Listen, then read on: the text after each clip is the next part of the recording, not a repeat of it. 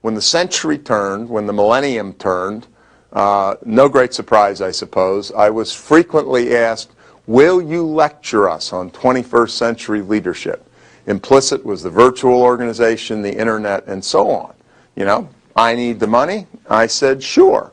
But what I did do when I would walk into the room is I would say to them, every time I'm here, I'm a charlatan.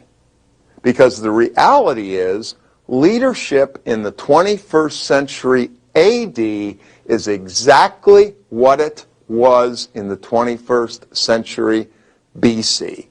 Leadership is about the development, the inducement of people to grow, to go way beyond where they believed they could go. Nothing has changed. I'm going to write a book soon. It's called Nothing Has Changed. Of course the world is very different in the age of internet, but they thought the same darn thing when the cars came along. They thought the same darn thing when the trains came along. They thought the same darn thing when the canals came along. But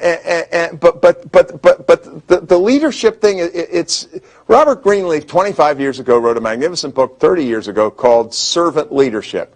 I just passed it by. I picked it up about a year or two ago and I said, wow, this is it. The essence of the leader is to induce people to grow, to go. When you look at a football team, a coach and a quarterback, when you look at a ballet company, the choreographer and the dancer, the magic is when the dancer and the quarterback is shocked by how much they have grown as we worked together.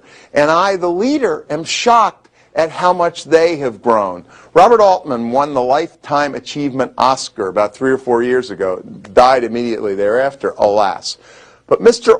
Altman said, and I actually wrote this down in pencil while he was doing his acceptance speech, he said, the role of the director is to provide a space where people can become, where actors and actresses can become more than they ever dreamed of being.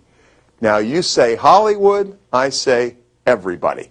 The same thing exactly is true with a housekeeper in a hotel, with a junior accountant in the finance department. And so I once said that leadership is about painting portraits of excellence. Napoleon said it better than me, no surprise. He said a leader is a dealer in hope. On my wall, in my writing room at home, are 2 and only 2 pictures. Winston Churchill, 1940, as the Battle of Britain began. Franklin Roosevelt, 1933, in the midst of the Depression. Why are they there?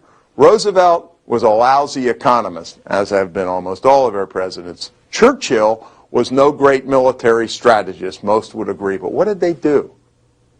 In 1933 in the United States and 1940 in Britain, Mr. Roosevelt, Mr. Churchill made people believe that the sun would come up the next morning.